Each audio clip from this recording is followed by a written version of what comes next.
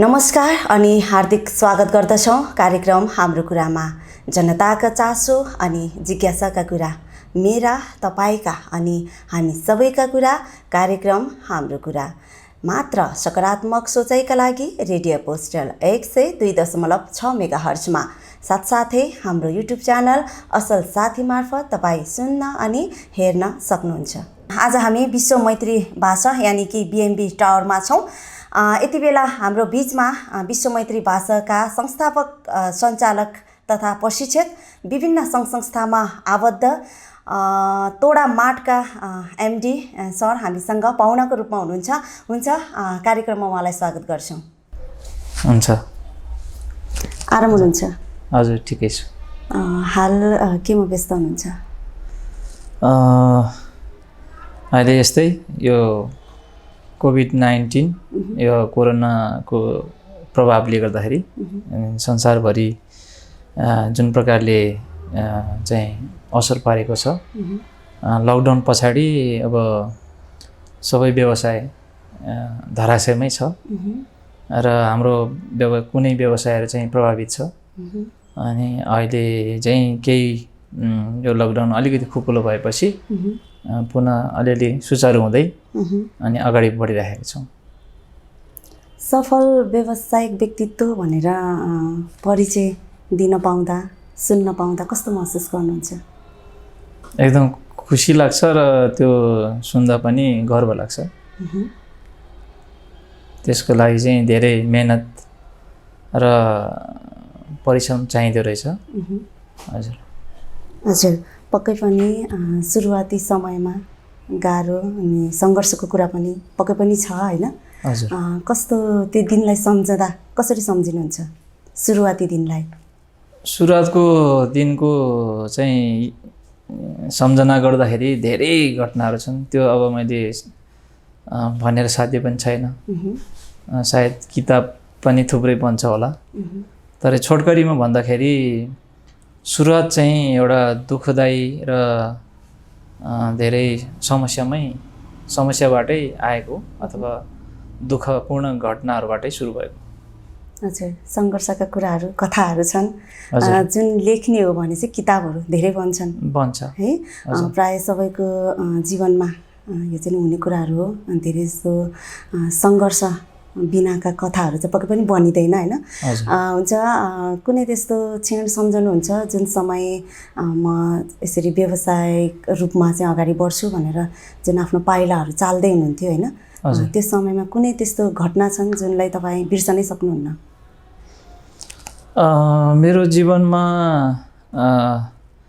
सबभन्दा ठुलो पहिला चाहिँ व्यवसायको सुरुवात गर्दाखेरि विदेश जानुभन्दा अगाडि चाहिँ काठमाडौँमा, जब यहाँबाट पोखराबाट केही समयको लागि म काठमाडौँ गएको थिएँ, त्यतिखेर चाहिँ त्यतिखेर विशाल बजार भन्ने चाहिँ अब चर्चित, त्यो बेलाको चर्चामा आएको होइन, काठमाडौँको विशाल बजार भनेपछि त्यो बेला, अरू बेला चाहिँ त्यस्तो चाहिँ बिजनेस सेन्टरहरू थिएन। अनि जति पनि व्यवसायहरू अथवा बिजनेस हुन्थ्यो त्यही विशाल बजार हुन्थ्यो। अनि त्यहाँबाट एउटा सानो दोकानबाट सुरु गरेको थियौँ। पछि धेरै सङ्घर्षहरू चाहिँ भोग्नु पर्यो। अनि पछि हुँदाहुँदै त्यहीबाट म दक्षिण कोरियामा रोजगारीको सिलसिलामा गएँ। अनि फर्केपछि चाहिँ 2003 मा गएर 6 मा फर्केपछि अब नेपालमा के गर्ने भन्ने कुरा चाहिँ थियो। र बिर्सन नसक्ने चाहिँ के हो भने अब साउथ कोरियाबाट फर्किँदा त्यो बेलाको परिस्थिति चाहिँ नेपालमा एउटा अर्कै माहौल थियो, त्यो द्वन्द्वकालको माहौल त्यो थियो। अनि यो माओवादीको एउटा घटनाहरू त्यति बेला सुरु भएको थियो। अनि त्यतिखेर चाहिँ म फर्केर आउने बेलामा धेरै साथीहरूले तिमी किन जाने, अनि यहीँ बसौँ, भिसा सिद्धिए पनि केही फरक पर्दैन भनेर अनि धेरै हामीसँग गएको साथीहरू धेरै इलिगल बस्यो। म चाहिँ इलिगल नबसिकन फर्केरै जान्छु। एउटा खोले पिठो अथवा ढेँडो जे खाए पनि आफ्नै देशमा गएर आफ्नो परिवारसँग नै बरु जे हुन्छ त्यसैमा बसौँ भनेर फर्केर आएँ। र आएको दिनमै के भयो भन्दाखेरि मलाई अझै पनि याद छ, त्यतिखेर म आउने दिनमा चाहिँ काठमाडौँबाट दक्षिण कोरियाबाट काठमाडौँमा फ्लाइटमा आएँ। त्यहाँबाट पोखरा आउँदाखेरि डाइरेक्ट फ्लाइटमै आएको। अनि पोखराको एयरपोर्टबाट चाहिँ घरसम्म आउँदाखेरि राम्रो वातावरण थिएन। अनि यो न्यु रोडबाट हिँडेरै म माथि के अरे द्वीपमा पुगेको थिएँ। अनि त्यतिखेर चाहिँ यो हुलदङ्गा अथवा चाहिँ ढुङ्गामुढा एउटा टायर बाल्ने यो पुरै रोडभरि न्यु रोड, पोखराको न्यु रोडभरि नै यो माहौल राम्रो थिएन। आफ्नो लगेज चाहिँ एयरपोर्टको, पोखरा एयरपोर्टको चाहिँ प्रहरीलाई जिम्मा दिएर अनि फर्केको चाहिँ एउटा सानो ब्याग लिएर घर पुगेको चाहिँ हिँडेर गएको चाहिँ त्यो मलाई सम्झना आउँछ। हजुर, त्यो बिर्सनै नसक्ने क्षण तपाईँको त्यो चाहिँ एकदम। हजुर हजुर, विदेशबाट जुन साथीहरू थिए जसले चाहिँ नेपाल गएर कुनै फाइदा नै छैन, नजा भन्ने कुराहरू थियो, त्यसलाई पनि एकचोटि त झलक्क सम्झनु भयो होला होइन? हजुर। अनि आइसकेपछि अनि आफ्नै आँखाले प्रत्यक्ष ती सबै चिजहरू चाहिँ देख्नुभयो। हजुर। कस्तो महसुस गर्नुभयो? एकदम टोटल्लै फरक। अनि साँच्चै हो क्या, म त अब बरु बस्नुपर्ने थियो भन्ने पनि लाग्यो। तर चाहिँ त्यतिखेर साथीहरूले तिमीले गल्ती गर्योस् भनेर भन्थ्यो कि। अनि तर म आफैमा एउटा ठिकै छ, म त्यसैमा चाहिँ सन्तुष्ट रहेर केही गर्छु, नेपालमै गरे पनि नेपालमै केही गर्छु भनेर आएको। र मलाई चाहिँ विदेशमा हुँदाखेरि पनि एउटा आवाज मेरोमा थियो। अनि तिमी चाहिँ जानुपर्छ, एउटा भित्रबाट चाहिँ एउटा मनमा थियो। अनि तिमी चाहिँ भित्र नेपाल फर्किनुपर्छ भन्ने चाहिँ मनमा त्यो भएको कारणले गर्दाखेरि फर्केर आएँ। हजुर, मातृभूमिको त्यो मायाले चाहिँ हजुरलाई तानेको पक्कै पनि है, हामी त्यसरी बुझ्न सक्छौँ। अनि जुन त्यो कल्पनाहरू, परिकल्पनाहरू थिए तपाईँसँग होइन, आफ्नै देशमा गएर जे खाउँला, जे गरौँला, आफ्नै देशमा गएर गरौँला है, आइसकेपछि त तपाईँले त यहाँ त एकदमै नौलो नसोचेको कुराहरू देख्नुभयो। अनि त्यस्तो लाग्दाखेरि अब यहाँ केही गर्न नसकिँदो रहेछ भन्ने कुरा पनि दिमागमा आयो होला। हजुर, त्यो सोच्नुभयो कि सोच्नु भएन? त्यो पक्कै पनि थियो। अनि किनभने विदेशबाट आउँदाखेरि सबैको धारणा, सोचाइ के हुन्छ भने म नेपालमा जसरी विदेश देखेछ नेपाल पनि अब त्यस्तै गर्छु भन्ने चाहिँ आगाउँछन् होइन। तर यहाँको माटोमा टेकेपछि यहाँको मान्छेहरूको व्यवहार, यहाँको सरकारको काम गर्ने शैली, यो नीति नियम, त्यो सबै टोटल्ली फरक हुन्छ। अनि त्यसले गर्दाखेरि जसरी हामी यहाँबाट विदेश जाँदाखेरि एकदम नयाँ हुन्छ, विदेशबाट केही वर्षपछि नेपाल आउँदाखेरि पनि त्यस्तै फिलिङ हुन्छ। म विदेशै गछु भन्ने, आफ्नै देश फर्किँदाखेरि पनि विदेशै गछु क्या भन्ने चाहिँ त्यस्तो फिल हुन्छ। हजुर, जुन द्वन्द्वको समय थियो है, आन्दोलन, टायर बाल्ने त्यो समय थियो, प्रत्यक्ष आँखाले देख्नुभयो। अब मैले व्यवसाय सुरु गर्दा हुन्छ भनेर सोच्नलाई पनि कठिन समय अनि अवस्था थियो। त्यस्तो अवस्थामा पनि कसरी सुरु गर्नुभयो आफ्नो व्यवसायलाई? त्यतिखेर अब मैले सबै जानेको कोरियामा, दक्षिण कोरियामा काम गर्दाखेरि चाहिँ गरेको कुराहरू, सिपहरू त यहाँ ठ्याक्कै काम लाग्ने भएन। होइन, त्यो चाहिँ अब कम्पनी स्टार्ट गर्नको लागि त्यो माहौलै थिएन र त्यो सम्भव पनि थिएन। त्यहाँको कम्पनी यहाँ खोलेर चलाउँछु भन्ने चाहिँ सम्भव थिएन। तर आफूले जानेको चाहिँ दक्षिण कोरियामा आफू बस्दाखेरि सिकेको मध्येमा एउटा स्किल भनेको चाहिँ भाषा। मैले चाहिँ भाषा चाहिँ किनभने इन्ट्रेस्टको विषय थियो। अनि जाने बित्तिकै मैले एउटा मौका पाएँ कि एउटा ठाउँमा चाहिँ विदेशीको लागि भनेर भाषा सिकाउने ठाउँ थियो। अनि त्यहाँ चाहिँ स्कुलमै एउटा पैसा तिरेर हामीले पढेको र 6 महिनाको कोर्स, यो काम गर्दै यो के भन्छ, यो शनिबार आइतबार चाहिँ छुट्टी हुन्थ्यो। त्यो छुट्टीको बेलामा चाहिँ सदुपयोग गरेर चाहिँ हामी पढ्नै जान्थ्यौँ। पढ्न जाने भन्नाले भाषा सिक्न जानुहुन्थ्यो? हजुर हजुर, कोरियनले पढाउँथ्यो अनि विदेशीको लागि भनेर एउटा भाषा स्कुल खोलेको थियो। हजुर, त्यहाँ चाहिँ पढ्न जान्थ्यौँ।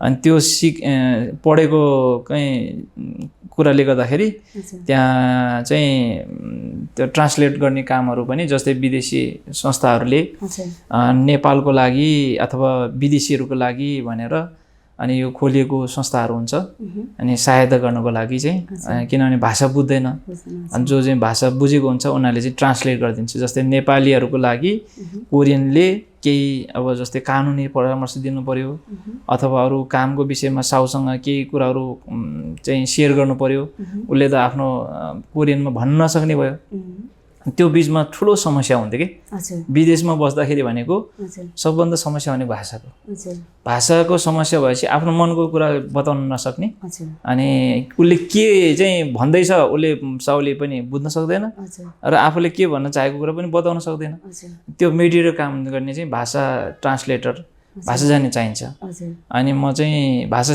सिकेर 1.5 वर्षदेखि चाहिँ मैले भाषा ट्रान्सलेट गर्न सुरु गरेँ कोरियामा नेपालीहरूको लागि केही समस्या पर्यो भने चाहिँ त्यहाँ एउटा इन्टरनेसनल फेलोसिप यो आइएफसी इन्टरनेसनल फेलोसिप सेन्टर भन्ने थियो अनि त्यहाँ चाहिँ हामी नेपालीहरूको भेला हुन्थ्यो एकजना नेपाली दाइले चाहिँ त्यहाँ सुरुवात गर्नुभएको थियो एउटा संस्था अनि त्यहाँ चाहिँ नेपालीहरू हामी बस्ने एरियामा चाहिँ त्यहाँ एउटा सन्डे चाहिँ एउटा त्यहाँ भेटघाट गर्ने त्यो ठाउँ थियो जुन समय तपाईँ क्लास लिँदै हुनुहुन्थ्यो होइन भाषा जान्न चाहिँ नै जरुरी छ यो चाहिँ महत्त्वपूर्ण छ भन्ने जुन सोच चाहिँ तपाईँलाई त्यो समयमा लाग्यो अनि त्यसलाई नै लिएर भाषा सिकाउनुपर्छ भन्ने कन्सेप्ट निकाल्नु भएको हो कि होइन त्यो चाहिँ फर्केर आएपछि मैले पहिला म भाषा खोल्छु भने फर्किँदाखेरि पनि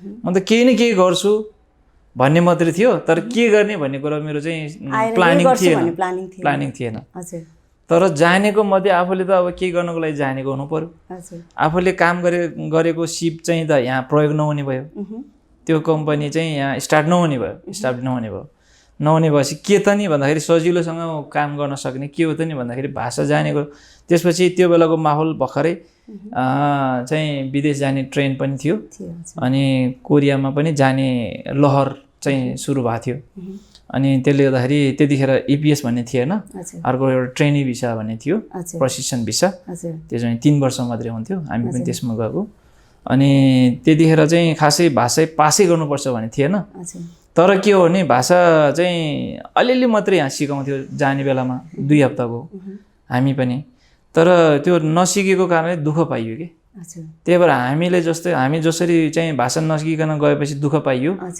त्यसरी नै दुःख अरूले नपाओस् भनेर यहाँ चाहिँ एटलिस्ट म फर्केर आउँदाखेरि प्लानिङ थिएन भाषा सिकाउँछु भनेर अरू केही न केही गर्छु भने तर माहौल यहाँको माहौल चाहिँ बिजनेस गरे पनि नहुने माहौल थिएन अनि जे गर्दा पनि माहौल नभएपछि के गर्ने त नि भन्दाखेरि अब एटलिस्ट मैले जस्ट पैसा कमाउनु नबगाउनु मतलब भएन तर सेवा आफूले जानेको चाहिँ सिकाउँछु भन्ने हिसाबले चाहिँ पछि फर्केर आएपछि मेरो एकजना साथी दिनेश चन्द भन्ने हुनुहुन्थ्यो अनि उहाँ चाहिँ मेरो पहिलेदेखिको पोखरा बस्दाखेरि पढ्दाखेरि चाहिँ बगरमा राष्ट्रिय माविमा हामी सँगै पढे आइकम चाहिँ अनि उहाँसँग भेट भयो अनि उहाँसँग हाम्रो कुराकानी सेयर हुन्थ्यो अनि कुराकानी गर्दै गएपछि अनि मैले जानेको यो छ मैले अब कोरिया बस्दाखेरि एउटा भाषा पास गरेको सर्टिफिकेट पनि थियो अनि यो जानेको भनेपछि एटलिस्ट सिकाम अब यहाँ भए पनि नभए पनि ठिकै छ भनेर एउटा सेवाको रूपमा चाहिँ स्टार्ट गरेको चाहिँ र दर्ता पनि मैले मेरो सर्टिफिकेट भएको कारणले दर्ता पनि घरेलुमा चाहिँ लियो कि अहिले त्यो दिनको कुरा सुन्दा अनि अहिले हजुरसँग भेट हुँदा है एकदमै सफल व्यावसायिक व्यक्तित्व भनेर चाहिँ हामीले भन्न सक्छौँ है अनि त्यो समय अनि अहिलेको समय त एकदमै फरक छ है यो ठाउँमा आइपुग्छु भनेर कल्पना गर्नुभएको थियो कि पक्कै थिएन मेरो सपना पनि थिएन अब यो हुन्छु भन्ने यतिकोमा म जन्मेको मनाङ जिल्ला यो लमजुङ र काशीको नजिकै पर्छ हिमाल पारीको जिल्ला भनौँ न म हुर्केको त्यहीँ हो एसएलसीसम्म त्यहीँ पढेपछि अनि हाम्रो उच्च शिक्षाको लागि त्यतिखेर चाहिँ आइकम भन्ने हुन्थ्यो के अरे कलेज पढ्ने भन्ने हुन्थ्यो अहिले जस्तो +2 भन्ने थिएन त्यसको अब माथि जिल्लामा नभएपछि कि काठमाडौँ जानु पर्थ्यो कि पोखरै आउनु पर्थ्यो एकजना साथी पोखराको चाहिँ साथी चाहिँ उहाँ जागिरको सिलसिलामा हाम्रो गाउँमा एउटा चिनेको थियो अनि उहाँसँगसँगै चाहिँ टाँसिएर अनि आएको। मेरो आफन्त त काठमाडौँतिर थियो अनि तर त्यो साथीले चाहिँ कृष्ण प्रसाद वास्तोला भन्ने चाहिँ अझै पनि उहाँ हुनुहुन्छ फुलबारीमा अनि उहाँसँग आयौँ र एकदम यहाँ पनि विदेशी जस्तो भएको थियो त्यतिखेर। अनि त्यतिखेरको सुरुवातमा अब घरबाट आउँदाखेरि त्यतिखेर त बाटोको पनि त्यति राम्रो सुविधा थिएन, फोनको पनि सुविधा थिएन, धेरै गाह्रो थियो अनि सुरुमा। र फेरि दोस्रोचोटि घर जाने त्यो पनि मिलेन, आउने जाने पनि टाढा भएको कारणले गाह्रो, यहीँ बसोबास गर्दै अब दुःख गर्दै यहाँसम्म आइयो भन्नु पऱ्यो। हजुर, एउटा पढाइको सिलसिलामा पोखरालाई छान्नु भएको थियो हैन, उच्च शिक्षा हासिल गर्नका लागि। सँगसँगै के भयो पोखरामा आइसकेपछि? यहीँबाट पोखराबाट नै विदेशिनु भयो पक्कै पनि है? अनि सानो व्यापार व्यवसायबाट सुरु गरे भन्नुभयो। काठमाडौँ पनि तपाईँको बसोबास थियो? 3 वर्षसम्म बसेँ। 3 वर्ष काठमाडौँको बसोबास 2000 देखि लिएर 2003 सम्म हजुर काठमाडौँमा बस्नुभयो, विदेश जानुभयो, धेरै त्यहाँका अनुभवहरू बटुलेर आउनुभयो होइन। फेरि आफ्नै स्वदेश फिर्ता हुनुभयो अनि फेरि यो देशमा केही गर्नुपर्छ भनेर मान्यता राखिकन के गर्नु त भन्दा आफैलाई जानेको चिज गर्नु राम्रो हुन्छ भन्ने जुन सोचहरू आयो। आफ्नै देशमा केही गर्छु भन्नेहरूलाई तपाईँको आफ्नो यो लामो समयको अनुभवले कस्तो सल्लाह, कस्तो सुझाव दिनुहुन्छ उहाँहरूको लागि? हजुरले सही प्रश्न गर्नुभयो। अनि मेरो विचारमा चाहिँ विदेशबाट फर्केपछि अथवा नेपालमै हुँदाखेरि एउटा पहिल्यै नै ठुलो कल्पना गरे हुन्छ, त्यो चाहिँ गलत हो। फर्किने बित्तिकै अथवा कोहीले पनि पहिला सानोबाट सुरु गर्नुपर्छ कि। अनि सानो सोच र सेवाको भावनाले सुरु गऱ्यो भने चाहिँ यहाँसम्म आइदो रहेछ भन्ने कुरा चाहिँ भयो। सुरुमा नै एउटा गलत हुन्छ नि, एउटा नियत हुन्छ नि, सुरुमा नै अब म पैसा कमाउँछु है भनेर चाहिँ गऱ्यो भने, ठुलै सपना देखेर चाहिँ गऱ्यो भने चाहिँ त्यो सक्सेस नहुन सक्छ कि। तर स्टार्टिङमा चाहिँ सानोबाट सुरु गरेर त्यो चाहिँ तपाईँको लगानी कमबाट सुरु गरेर अनि त्यहाँबाट जानु चाहिँ सबभन्दा राम्रो हुन्छ। किनभने हामीले अब अग्लो ठाउँको सिँढी चढ्दा पनि त पहिलो पाइला त फर्स्ट सिँढी नै टेक्नुपर्छ नि त। त्यस कारणले कुनै पनि बिजनेस होस् चाहे जुनसुकै काम होस्, एउटा सक्सेस चाहिँ माथि लक्ष्यमा पुग्नको लागि चाहिँ पहिला सानोबाट स्टार्ट गर्ने। अनि त्यो पनि यदि बिजनेसै गर्नुहुन्छ भने पनि पैसा पछि कमाउला, अहिले चाहिँ जस्ट स्टार्ट गरौँ भनेर चाहिँ स्टार्टअप चाहिँ गर्नुपर्ने जस्तो देखिन्छ। त्यो चाहिँ त्यतिखेर त्यही भएर मैले स्टार्ट गर्दाखेरि घरमा भएको टेबल, अहिले पनि मेरो मिसेसले भन्छ त्यो कुरा याद गरेर दिलाउँछ, कुनै पनि मैले स्टार्ट गर्दाखेरि घरमा भएको टेबलहरू नै युज गरेर म विदेशबाट फर्केर आउँदाखेरि धेरै पैसा कमाएर ठुलोबाट सुरु गरेको होइन।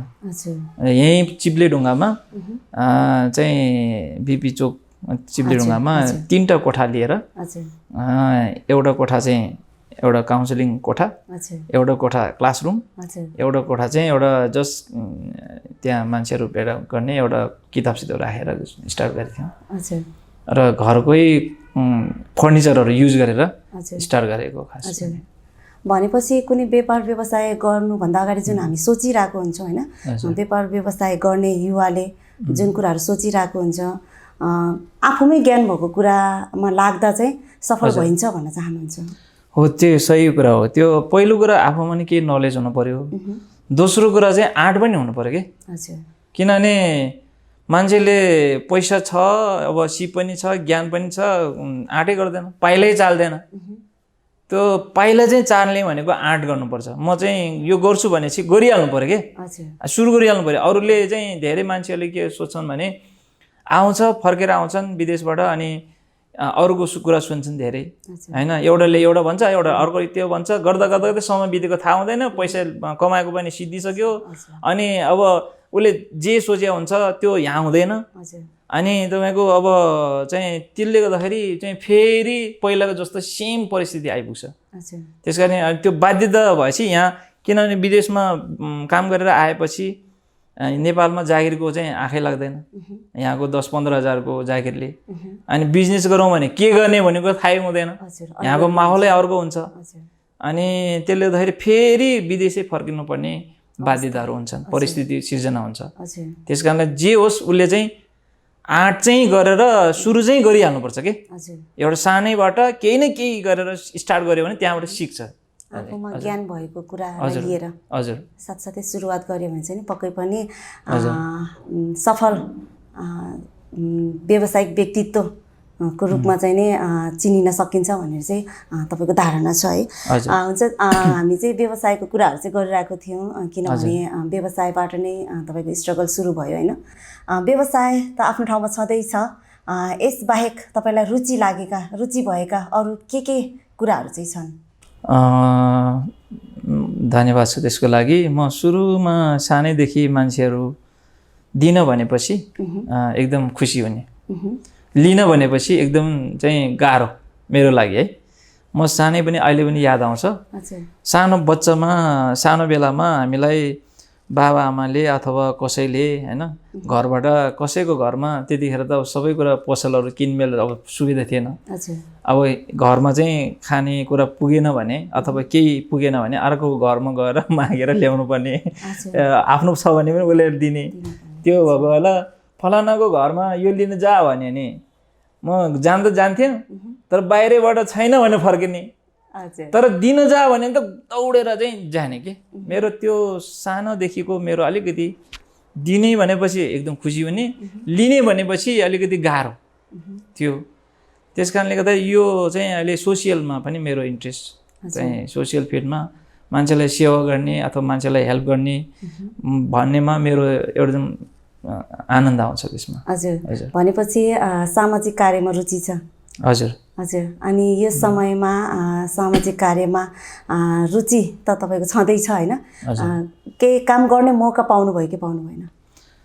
म चाहिँ जोस् पोखरा झरेपछिको भनौँ न अब विदेशबाट फर्केपछि केही न केही जब व्यवसाय पनि सुरु हुँदै गयो त्यसपछि त्यस्ता व्यक्तिहरूसँग पनि सोसियल फिल्डमा काम गर्ने व्यक्तिहरूसँग पनि मेरो परिचय भयो र मेरो एउटा रुचिको विषय र मेरो एउटा त्यो के छ भने आफूभन्दा केही ठुला व्यक्तिहरू अथवा केही 2-4वटा कुरा जानेको छ उहाँहरूसँग चाहिँ उमेरको हिसाबले र ज्ञानको हिसाबले अलिकति चाहिँ छ भने म उहाँहरूसँग चाहिँ पिछा लाग्ने, उहाँहरूकोमा क्वेसन सोध्ने, उहाँहरूको कुरा बढी सुन्ने, उहाँहरूबाट सिक्ने मेरो त्यो थियो। अनि अहिले जोस् गर्दै बिजनेस व्यवसाय गर्दै जाँदाखेरि यो व्यवसायले पनि के सिकायो भन्दाखेरि व्यवसाय मात्रै कमाउने मात्रै होइन, व्यवसाय गरेर सोसियल पनि एक्टिभिटिजमा हामी पनि समाजमै हो है, समाजमा भएको मान्छेहरूलाई खाँचोमा परेकोहरूलाई सहायतामा अथवा समस्यामा परेकोहरूलाई सहायता गर्नुपर्छ भन्ने कुरा चाहिँ हरेक व्यवसायले त्यो यदि गऱ्यौँ भनेदेखि सँगसँगै सोसियल एक्टिभिटिजमा पनि गऱ्यौँ भने यसले चाहिँ सार्थक ल्याउँछ भन्ने मेरो चाहिँ। हजुर, तपाईँको सामाजिक कार्यमा पनि रुचि भएको है। हजुर। अनि अलिकति यो समयमा कोभिड-19को जुन समयमा जुन यो चपेटामा देश राष्ट्र होइन संसारै परेको यो समयमा हेल्पिङ ह्यान्ड्स नेपालको सल्लाहकार भएर होइन काम पनि गर्ने मौका पाउनुभयो। हजुर, खुसी हुनुहुन्छ? एकदम, किनभने यो लकडाउन चाहिँ जब सुरुवात भयो अनि धेरै म 3 दिन चाहिँ चैतको 11 गते लकडाउन भयो, 11, 12, 13 गते हाम्रो व्यवसाय अहिले पहिला चाहिँ मेरो भाषा सिकाउने इन्स्टिट्युट थियो भने कोरियन भाषा सिकाउने यो विश्वमैत्री भाषा चाहिँ स्टार्टिङ मेरो बिजनेस त्यहीँबाट सुरु भएको। हुन त त्योभन्दा अगाडि पनि विदेश जानुभन्दा अगाडि पनि मेरो सानोतिनो चाहिँ व्यवसायहरू थियो र चाहिँ जोस् अलिकति भनौँ न अब व्यावसायिक रूपमा अलिकति बढेको चाहिँ विदेशबाटै फर्केपछि यो सुरु गरेपछि लगभग 12 वर्ष जति चाहिँ म एकरो यसैमा लाग्यो, म एकदमै डिभोटेड भएर होइन। त्यसपछि यसमा एक प्रकारको चाहिँ एउटा त्यतिखेरको आवश्यकता थियो विदेशै पठाउने, त्यसपछि चाहिँ अब पठाउने मात्रै चाहिँ मलाई सन्तुष्टि भएन, किनभने यो भाषा सिकाउने पठाउने यो चाहिँ एक प्रकारले मेन पावरको जस्तो चाहिँ फिल भयो मलाई। त्यो चाहिँ व्यक्तिगत हिसाबले र परिवारको हिसाबले त राम्रै हो, फाइदाको हिसाबले त फाइदै नै हुन्छ होइन, किनभने विद्यार्थीबाट लिने शुल्कबाट हामी चाहिँ हुन्छ भने। तर त्यो दीर्घकालीन राज्यको लागि चाहिँ यो राम्रो छैन भन्ने कुरो मलाई मनमा आएपछि अनि मैले 2 वर्ष अगाडिदेखि नै अलिकति कोसिस गर्दै थियो यो पठाउने भन्दा अब फर्केर आउनेहरू पनि आउँछन्। त्यसपछि अब अरू व्यवसाय चाहिँ कसरी राज्यको निम्ति अथवा चाहिँ एउटा उद्यमशीलतालाई चाहिँ अगाडि बढ्न सक्छ भन्ने हिसाबले अरू व्यवसाय के गर्न सकिन्छ र धेरैभन्दा धेरै रोजगार दिने व्यवसाय के हुन सक्छ भन्ने कुरामा बुझ्दै जाँदाखेरि, अनुसन्धान गर्दै जाँदाखेरि एउटा रिटेल मार्केट हाम्रो यो चाहिँ कोभिडभन्दा अगाडि 1 वर्ष अगाडि हामीले एउटा हामीले सहकारी पहिले नै थियो होइन, अनि त्यसमा चाहिँ म त्यति डाइरेक्ट इन्भल्भ थिएन, एउटा इन्भेस्टरको रूपमा मात्रै थियौँ र तोडा सहकारी चाहिँ।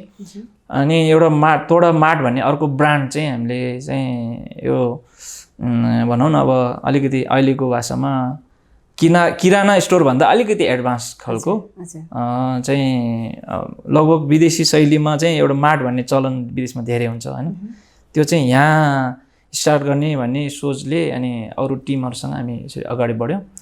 त्यो बेलामा अब अरू व्यवसाय जस्तै हाम्रो गरिरहेको यो भाषा पढाउने व्यवसाय ठप्पै भयो होइन, जसरी अब होटल व्यवसाय, रेस्टुरेन्ट व्यवसाय ठप्पै, स्कुलहरू कलेज ठप्पै भयो जस्तै यो त अब बन्दै नै भयो करिब। अनि अब त्यो व्यवसाय भनेको र चाहिँ एकदमै सही बेला सुरु गरेको छु जस्तो लाग्यो कि, अनि मैले समयमै सुरु गरिसकेको थियौँ र यो भाषा चाहिँ बाट अर्को ठाउँमा फिल्डमा पनि हामीले इन्भेस्ट गरेर अगाडि बढिरहेको थियौँ। त्यसको इनिसिएसन म नै भएर अनि एउटा मार्टमा रहेर लकडाउनको बेलामा पनि यो सस्टेन भएर अथवा तेस्रो चौथो दिनमा चाहिँ हामीले चलाउने निर्णय गर्ने सल्लाह गरेर बोर्डमा सल्लाह गरेर अब चलाउने निर्णय पुग्यौँ। अनि यो एकातिर व्यवसाय पनि अब त्यहाँदेखि किनभने सबै बन्द भएको कारणले मान्छेहरू खानाको लागि होइन, अब खानेकुरा त चाहिँदो रहेछ होइन, अरू कुरा भन्दा पनि खानेकुरा चाहिँ महत्त्वपूर्ण रहेछ भन्ने कुरा बुझियो। अनि होम डेलिभरीदेखि लिएर हामीले सुरुमै एउटा परिचित हुन पायो। हामीले चाहिँ हाम्रो पहिले नै अलरेडी एउटा तयारी थियो कि हामी गाडी समेत चाहिँ पोखराभरि नै हामीले भ्याएसम्म चाहिँ पुर्यायौँ। र त्यो सँगसँगै चाहिँ अर्को कुरा पनि एउटा के थियो भने पैसा हुनेले त अब किनेर खान्छन्, मगाएर खान्छ, नहुनेहरूको पनि अब चाहिँ यहाँ धेरै देखिन थाल्यो कि, किन 1 दिन होइन, 2 दिन होइन, 3 दिन होइन, महिनौसम्म, महिनौसम्म चाहिँ तपाईँको बन्द हुँदाखेरि अब दिन ज्याला मजदुर गरेर खानेहरूको लागि त धेरै समस्या भयो। अनि कतिपय ठाउँमा चाहिँ कतिजना यही समस्याले गर्दाखेरि अब कोरोनाको प्रभावले मान्छे मर्ने त अब त्यो हाइलाइट नै रह्यो, तर चाहिँ अरू समस्याले गर्दाखेरि कोरोना बाहेक अरू चिन्ता फिक्री खानेकुरा नपाएर मान्छेहरू धेरै ठाउँमा मरेको र चाहिँ त्यस्तो समस्याहरू हामीले आफ्नै आँखाले देख्न पनि पायौँ। त्यस कारणले अब त्यो बेलामा पनि हामीले अब के गर्न सक्छौँ भनेर हामी साथीभाइ जुट्यौँ र कतिपय संस्थाहरूले चाहिँ अर्डर गरेर उहाँले पनि दिनुभयो। अनि उहाँलाई पनि हामीले जस्तै पोखरामा असल छिमेकी जस्ता संस्थाहरूले पनि राम्रो त्यो काम सोसियल त्यसमा लागिरहेको थियो। अनि त्यसबाहेक अरू चाहिँ हामी अब दर्दै भएर नचलाएको भए पनि हामी इनिसिएसनको लागि हामी साथीभाइ मिलेर लो केही न गर्नु पर्यो भनेर चाहिँ आफूसँग भएको केही पैसा र अरूसँग पनि साथीभाइलाई गुहार मद्दत गरेर तत्कालै आवश्यक पर्ने ठाउँहरूमा चाहिँ जसको चाहिँ खाना चाहिँ अब चुलो नै बन्द भएको छ तिनीहरूको लागि चाहिँ हामीले केही राहत दिउँ भनेर लगभग यो बेलामा अर्को एउटा हाम्रो एउटा सानो ग्रुप थियो सामर्थ्य नेपाल भन्ने, त्यहाँबाट पनि हामीले राहतको प्याकेजहरू लगभग नेपाली 4-5 लाख जति हामीले राहतहरू विशेष गरिकन त्यतिखेर चाहिँ बाढीले पनि अब यो कोभिडको सँगसँगै बाढी अत्याधिक यो वर्षा भएको कारणले बाढी पहिरोले पनि केही व्यक्तिहरू प्रभावित भएको थियो। कतिको घरै लग्यो, कतिको मान्छे मर्यो हैन।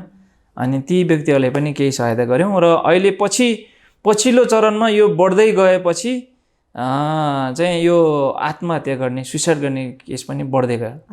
अनि मेरो चाहिँ त्यतातिर पनि आँखा गयो।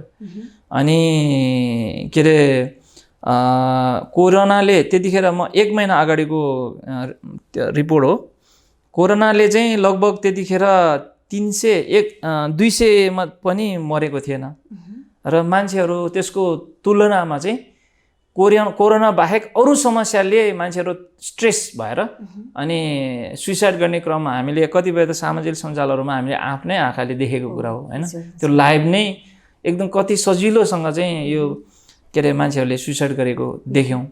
अनि रेकर्डै चाहिँ हेर्दाखेरि त्यो डाटै हेर्दाखेरि पनि त्यतिखेर 100 चान्चुनको चाहिँ हाराहारीमा कोरोनाले मरेको थियो भने त्यसको तुलनामा 1600 भन्दा बढी मान्छे चाहिँ सुसाइडले मरेको थियो कि। त्यो चाहिँ त तपाईँको हाइलाइट थिएन, त्यो चाहिँ स्याडोमा थियो। अनि त्यस कारणले गर्दाखेरि हामीले यसको लागि त सरकारले अरू निकाय लागिराखेकै छ, तर हामी अब त्यो पाटो हाम्रो चाहिँ क्षेत्र पनि परेन, हाम्रो विज्ञ क्षेत्र पनि परेन। त्यस कारणले यो सुसाइडलाई कसरी कम गर्न सकिन्छ, तिनीहरूलाई कसरी सोच गर्न सकिन्छ भन्ने क्रममा सोसियल मिडियाहरूबाट जस्तै फेसबुक अनि अरू के अरे माध्यमबाट अनि यो बिगो लाइभको माध्यमबाट पनि त्यहाँ गएर त्यहाँ भएको एउटा हुन्छ नि मान्छेहरूमा एउटा के अरे वितृष्णा हैन अनि असन्तुष्टि अनि यसलाई चाहिँ कसरी चाहिँ मिनिमाइज गर्न सकिन्छ यसलाई भन्ने सोचले धेरै साथीहरूसँग सोसियल मिडियामा चाहिँ देशमा विदेशमा भएको साथीहरूसँग चाहिँ कहिल्यै पनि नचिनेको साथीहरूसँग भेट्नु नगयो कि। त्यसले गर्दाखेरि अर्को एउटा हामीले ग्रुप हेल्पिङ ह्यान्ड भन्ने ग्रुपसँग पनि जोडिन पुग्यो। अनि भर्खरै सुरु यो कोभिडकै बेलामा सुरु भएर त्यसको एउटा मेन के हो भने नेपाली संस्कृति र हाम्रो पहिचान भन्ने चाहिँ नारा लिएर एउटा साथी त्यत्तिकै चाहिँ घरभित्र लुकेर नबसोस् हैन, घरभित्र बन्द भएर चाहिँ ऊ चाहिँ निराश भएर नबसोस् र घरैमा बस्दाखेरि पनि चाहिँ केही न केही एक्टिभिटिज गरिरहेर र कुराकानी भए पनि उसलाई एउटा उत्साह दिने हिसाबले चाहिँ हामीले स्टार्ट गरेको थिएछौँ। पछि त्यसलाई रूप बिस्तारै हामीले त्यहाँ चाहिँ सांस्कृतिक कार्यक्रमहरू हैन, नाचगानदेखि लिएर अब चाहिँ गफदेखि लिएर पछि एउटा मान्छेलाई नामै हेल्पिङ ह्यान्ड हैन, अब सहयोगी हात, एकले अर्कोलाई सहयोग गर्नुपर्छ भन्ने। त्यसमा चाहिँ एकजना दुईटै मृगौला पीडित चाहिँ भीम तामाङ भन्ने एकजना लमजुङको भाइ चाहिँ कोही व्यक्ति मार्फत हाम्रो ग्रुपमा चाहिँ यस्तो मेसेज आयो। अनि हामीले एउटा ग्रुपको लिडरहरू छलफलमा गरेर अनि सल्लाह गऱ्यौँ। अनि चाहिँ अब त्यो भाइलाई चाहिँ केही न केही हामी आफैले उठाएर व्यक्तिगत रूपमा सहयोग गरौँ र अरूलाई पनि अपिल गरौँ भनेर चाहिँ हामीले सहयोग उहाँको लागि दुईटै, किनभने उहाँ त्यो घरको चाहिँ मेन कमाइ गर्ने नि उही, अनि एउटा जवान मान्छे लगभग चाहिँ एउटा जवान व्यक्ति अरू उसको कमाइ गर्ने मान्छे नै अब दुईटै मृगौला चाहिँ फेलियर भएर चाहिँ पीडित भएको अनि उसको परिवार पनि त्यस्तै। अनि त्यही भएर उसलाई केही सहयोग गर्नुपर्छ भन्ने चाहिँ भएर अनि हामी उहाँलाई केही फन्ड रेज कार्यक्रम गऱ्यौँ।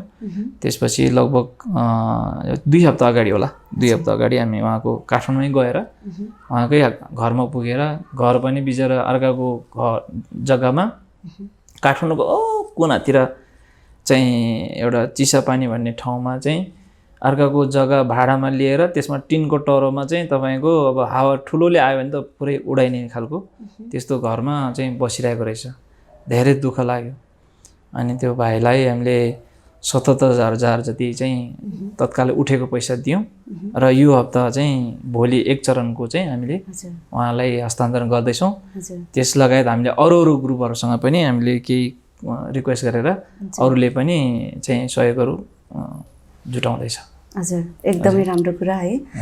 व्यापार व्यवसायमा लामो समय निरन्तरता दिइसकेपछि अब मैले केही गर्नुपर्छ है भन्ने जुन सोच अनि विचार है जुन चाहिँ तपाईँको समाज सेवा गर्ने अर्कालाई दिने चाहिँ नि भर्खरै आएको नभइकन यो पहिलादेखिबाटकै जुन कुराहरू तपाईँ भित्र गुम्सिएर रहेको थियो है आज त्यो काम गर्न पाउँदा कस्तो लाग्दैछ?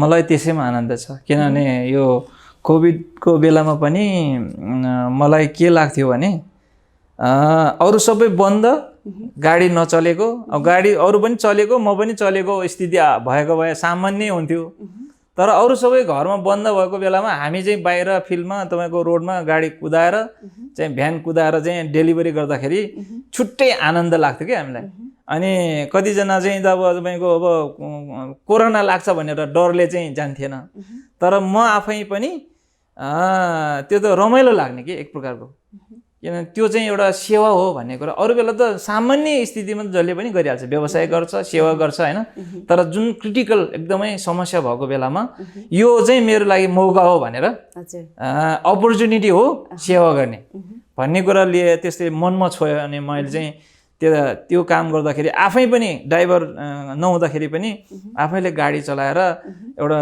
चामलको पोकालाई हालेर लिएर गएर दिँदाखेरि उहाँले पाउने मान्छेले पनि कति खुसी भयो अनि हामी चाहिँ पुर्याउनेमा पैसा त लिन्थ्यौँ होइन अथवा चाहिँ व्यवसायमा भए पनि तर छुट्टै आनन्द फिल हुन्थ्यो कि मैले यो दुःखको बेलामा पनि म पार्टिसिपेट भएर एउटा मैले चाहिँ सेवा गर्ने मौका पाएको छु भनेर चाहिँ के अरे एउटा फिल हुन्थ्यो कि त्यो नै सबभन्दा ठुलो कुरा रहेछ भन्ने मलाई लाग्छ। सफल हुनको लागि समाजसेवा गर्नको लागि सबैजनाले चाहिँ त्यो अवसर कुरेर बस्छन् कि तर दुवै क्षेत्रमा तपाईँले चाहिँ सही समयमा सही अवसर पाउनु भएको हो जस्तो लाग्यो के भन्नुहुन्छ तपाईँ? मलाई चाहिँ अब जहिले पनि मेरो मनमा के हुन्थ्यो भने जहाँ समस्या हुन्छ त्यहाँ अवसर पनि हुन्छ भन्ने कुरा मैले सिकेको छु है त्यस कारणले यो कोभिडले मलाई चाहिँ अवसर दियो भन्नुभयो एउटा अर्को प्लेटफर्ममा चाहे व्यवसाय हो चाहे समाज सेवा गर्दाखेरि पनि एउटा समाज सेवा कतिले हुन्छ नि भएर गर्ने भन्ने हुन्छ भएर समाज सेवा गर्ने होइन कि सेवा भनेको कस्तो हुन्छ भने भित्रैबाट आउनुपर्छ भित्रैबाट आएको सेवाले हृदयबाट आएको मनबाट आएको सेवाले चाहिँ त्यो चाहिँ एउटा सार्थक हुन्छ अब तपाईँको विचार सोचेर अथवा योजना गरेर गरेको चाहिँ त्यो फरक हुन्छ प्राय समाज सेवा चाहिँ योजना बनाएर गरिन्छ होइन अनि भएर गरिन्छ त्यो चाहिँ थाक्छ के तर चाहिँ सेवा समाज सेवा भनेको चाहिँ नहुँदाखेरि पनि उसले चाहिँ भित्रैबाट चाहिँ गरेको छ भने उसले थोरै चाहिँ दियोस् अथवा थोरै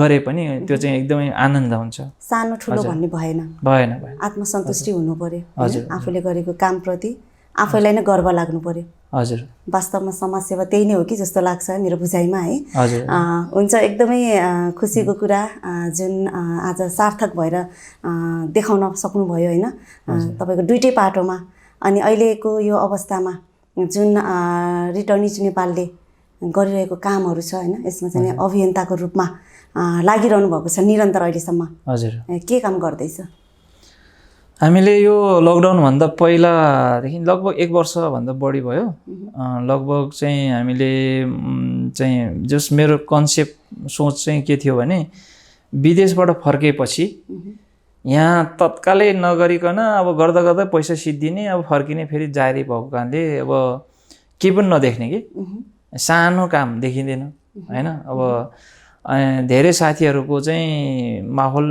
चाहिँ आउने बित्तिकै नगरिकन त्यतिकै समय बित्यो पैसा सिद्धियो फेरि बाहिरै अर्को देश जाने माहौल बनेको कारणले अब यसलाई चाहिँ अवसरको रूपमा लिएर मैले त्यहाँ पनि अवसर देखेँ कि अवसर देखेँ र राज्यले जति पनि गरिरहेको छ त्यो चाहिँ अब हुन त नेताले कति गाली गर्ने म त गाली नगरौँ भन्छु उनीहरूले जे उसको आफ्नो स्किल जे जान्यो त्यति नै गर्यो रिजल्ट त्यति नै ल्यायो कि त्यस कारणले उनीहरूलाई उनीहरूको खुबीले गरे हो कि त्यो होइन सफल भए पनि नभए पनि अब त्यो चाहिँ मान्छेले मूल्याङ्कन गर्ने कुरा हो अब एउटा कुरा खाँचो चाहिँ हामी विदेशमा बस्नेहरूको चाहिँ एउटा के हुन्छ भने विदेशमा बस्नेहरूले चाहिँ नेपालमा जस नेपाल भनेर चिन्छ कि अनि नेपालको वास्तविकता चाहिँ विदेशमा बसेकोहरूले चाहिँ उनीहरूले वाच गरिरहेको हुन्छ अनि यो नेपालमै अब विदेशबाट फर्केपछि नेपालमा केही न केही गर्नुपर्छ है भन्ने कुरालाई चाहिँ उजागर गर्ने एउटा कदम चाल्नुपर्छ। यो चाहिँ पहिलो रूपमा चाहिँ हामीले एउटा सोसियल मुभमेन्ट है विदेशबाट फर्केर आउने, विदेशबाट फर्केर रिटर्निज भनेर हामीले किन भनेको भन्दाखेरि पढ्न गए पनि चाहिँ काम गर्न गए पनि फर्केर आएपछि उसले केही न केही सिकेर आउँछ, केही न केही पैसा लिएर आउँछ। अनि यहाँ चाहिँ केही न केही व्यक्तिगत रूपमा त संस्थाको रूपमा सानो सानो झुन्डमा अथवा ग्रुपहरूमा त गरिरहेका छन्, तर अलिकति देखिने गरी चाहिँ त्यस्तो गरिएको देखिएन।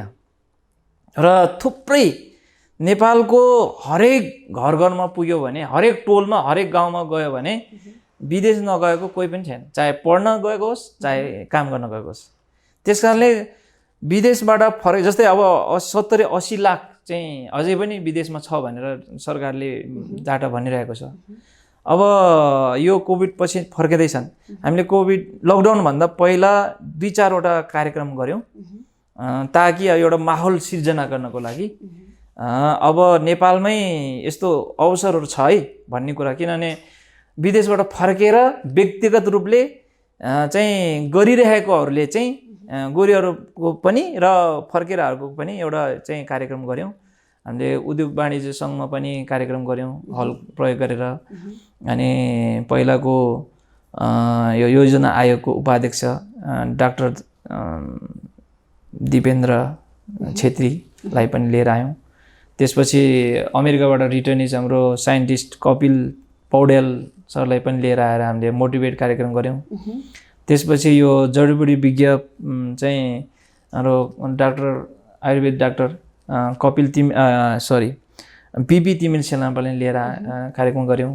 र हाम्रो अर्थविज्ञ हाम्रो विजय सत्याल सर पनि ल्याएर कार्यक्रम गऱ्यौँ। यो गर्नुको तात्पर्य के हो भने एउटा माहौल पहिला बनाएर त्यसपछि 2-3वटा खाँचो देख्यो मैले।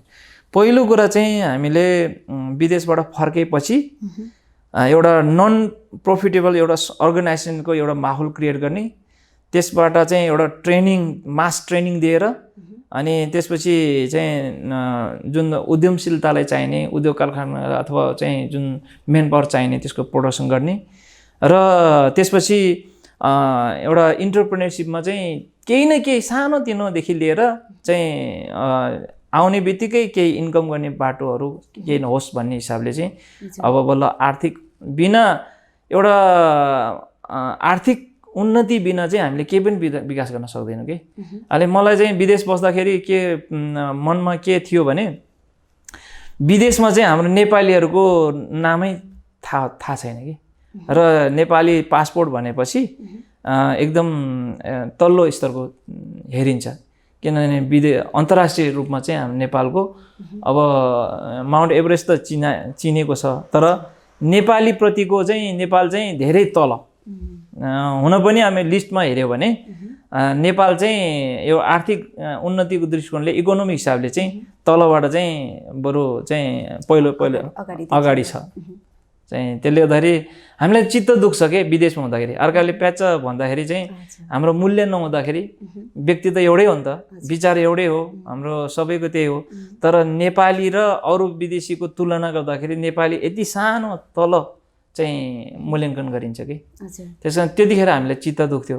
त्यस कारण हामीले हामी विदेशबाट फर्के त्यो व्यथा लिएर फर्केपछि अब चाहिँ हामी अरूको तुलनामा हामी जानुपर्छ भन्ने चाहिँ एउटा मान्यताले यो चाहिँ विदेशबाट फर्केहरूलाई चाहिँ एक ठाउँमा बसेर हातेमालो गरेर के गर्न सकिन्छ हैन, एउटाले गर्न नसक्ने काम धेरै मिलेर गर्यो भने हैन अब केही न केही गर्न सकिन्छ भन्ने चाहिँ एउटा माहौल सिर्जना गर्नको लागि चाहिँ हामीले केही कदमहरू अगाडि बढाएको थियौँ।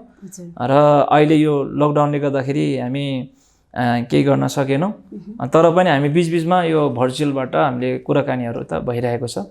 अब सायद सामान्य भएपछि हामी केही गर्ने योजना छ। र स्पेसल्ली अहिले यो ग्रुपमा चाहिँ कोरिया रिटर्निजहरूको हाम्रो लगभग 200 जना जतिको भेटघाट हाम्रो मेसेन्जरहरूमा सामाजिक सञ्जालमा चाहिँ हाम्रो भेटघाट छ। कुराकानी भइरहन्छ। हजुर भइरहेको छ। कस्तो प्रतिक्रिया पाउनुभएको छ रिटर्निजहरूबाट? एकदमै सबैले राम्रो छ चाहिँ यो कन्सेप्ट राम्रो हो भनेर भनिरहेका छन् र मान्छेले अब हौसला पनि पाइरहेको छ र अब हामीले केही न केही देखिने एउटा काम चाहिँ अब गर्नुपर्छ भन्ने चाहिँ सोच छ। त्यसको लागि सायद अब केही समयमा नै अब अगाडि आउँछ होला। हजुर हुन्छ। धेरै पाटामा चाहिँ नि विज्ञ भएको कारणले हामीले थोरै थोरै व्यावसायिक कुरा अनि सामाजिक कुरा अनि फेरि पनि अहिले आएर फेरि यो रिटर्निजको कुराहरू हामीले जोड्नलाई चाहिँ नि सक्यौँ। धन्यवाद छ तपाईँको अमूल्य समय हामीलाई दिनुभएको लागि। जाँदा जाँदै भन्नै पर्ने थियो भन्छु आज भन्ने कुनै त्यस्तो मैले सोध्नलाई छुटाएको अनि हजुरले चाहिँ नि भन्नलाई इच्छा लागेको कुनै त्यस्तो छ भने हाम्रो श्रोता हाम्रो दर्शकलाई के भनिदिनुहुन्छ कि? अरू कुरा भन्दा पनि अब यो मान्छेको जीवनमा चाहिँ जन्मेपछि मर्नुपर्छ हैन। त्यो मैले अलिकति मेरो आफ्नो व्यक्तिगत रूपमा चाहिँ एउटा मान्छेको नेपाली एकजना मान्छेको आयु चाहिँ क्याल्कुलेट गर्दाखेरि 80 वर्ष भनौँ न। 80 वर्ष त धेरै हो हैन। अब 70 को 75 को हाराहारीमा हो हैन। त्यसलाई चाहिँ 4 भागमा चाहिँ मैले चाहिँ विभाजन गरेर चाहिँ भन्न चाहन्छु। जस्तै अब 1 देखि 20 वर्षको उमेर भनेको त्यतिखेर जे सिक्नु पर्नेको सिक्ने समय रहेछ कि सिक्ने पिरियड। अनि अब म त्यो 20 वर्षभित्रको युवाहरूलाई अथवा टिनेजलाई के भन्न चाहन्छु भने सिक्ने कुरा चाहिँ 20 वर्षभित्र सिक्नुहोस्। त्यो चाहिँ त्यसले पछि चाहिँ सफलताको त्यसले चाहिँ लक्ष्यमा पुर्याउँछ। सिक्ने कुरा त्यही बेला स्कुलदेखि कलेजदेखि त्यही बेला। अनि 21 वर्षदेखि चाहिँ 40 वर्षको उमेर भनेको त्यो 20 वर्ष भनेको चाहिँ कमाउने समय हो। किनभने त्यो बेला बल हुन्छ कि त्यो पिरियडमा चाहिँ जोस पनि हुन्छ, अरूले पनि पत्याउँछ र मान्छेहरू सानो सानो देख्छ कि त्यो म आफै मेरो फिलिङ भनेको है। त्यो एकदम जोसले गर्दा बलले गर्दाखेरि त्यतिखेर त त्यो बल कहाँ गाउँ भने चाहिँ त्यही भएर मान्छेहरू भेट हुँदाखेरि पनि सुरुमा हामीले त्यो मेरो जवानको बेलामा त्यो बेलाको 20-22 को उमेरमा चाहिँ हिँड्दाखेरि पनि यो कुमले ठोकाउने हैन त्यस्तो पनि गरिन्थ्यो के। किन भन्दाखेरि बल भएर हो कि। र त्यतिखेर चाहिँ तपाईको मान्छेले पनि पत्याउँछ र अहिले अन्तर्राष्ट्रिय कानुनले पनि के भन्छ, श्रम कानुनले के भन्छ भने 18 देखि माथि 40 वर्षको उमेरलाई मात्रै लिन्छ भनेर कामदारको रूपमा लिन्छ के। जब 40 टेक्छ नि उनीहरूले कामदारको रूपमा लिँदैन। किन लिँदैन भन्दाखेरि उनीहरूको त्यो बल अब सिद्धियो, त्यो कमाउने उमेर चाहिँ अब सिद्धियो के। त्यसकारण मैले जे भन्छु त्यो चाहिँ अहिलेको त्यो 20-21 वर्षदेखिको 40 वर्षको उमेरको युवाहरूले चाहिँ यो पिरियडमा कमाउनेतिर चाहिँ सोच्नुपर्ने हुन्छ बल्ल। जब सिकेको कुरालाई त्यता कमाउने लक्ष्य बनाउनु पर्यो। अनि त्यो बेलामा चाहिँ घुमेर हिँड्यो भने हैन, अब चाहिँ खेलेर हिँड्यो भने, बदमास गरेर हिँड्यो भने अब पछि त त्यस्तै हो।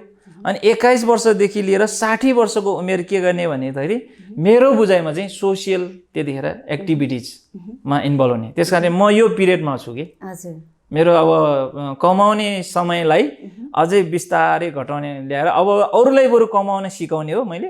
अब जस्तै म चाहिँ 25 वर्ष अगाडि गाउँबाट झर्दाखेरि 3000 रुपियाँ लिएर हिँडेको। अनि अहिले चाहिँ पोखराको एउटा पोखरामा घर बनाएर बस्ने खालको हैसियत भएको छु। त्यो त्यतिकै चाहिँ हुँदैन कि, त्यो सबैमा त्यो हुन्छ भने हुँदैन। त्यसकारणले म चाहिँ के भन्न चाहन्छु भने मेरो जीवनमा मैले भोगेको अनुभवबाट 41 वर्षदेखि 60 वर्षको उमेर भनेको कमाइसकेको कुरालाई चाहिँ केही जोमा भएको होला बल्ल अरूलाई पनि अर्काको सोसियल काम गर्ने भनेको अर्काको मागेर दिने होइन कि, आफूसँग भएको बल्ल दिनुपर्छ कि। त्यसकारणले त्यो पिरियड चाहिँ बल्ल सोसियल एक्टिभिटिजमा खर्च्न सक्यो भने राम्रो। अनि मजा पनि हुन्छ क्या त्यतिखेर कमाएको कुरा त्यसले अब घुम्न मजाले घुमेर चाहिँ अब हुन्छ नि घुम्ने। अनि 61 वर्षदेखि लिएर 80 वर्षको उमेर चाहिँ त्यतिखेर भनेको चाहिँ अब उमेर पनि गइसक्छ, घुम्ने सोच पनि धेरै कमजोर भइसक्छ हैन।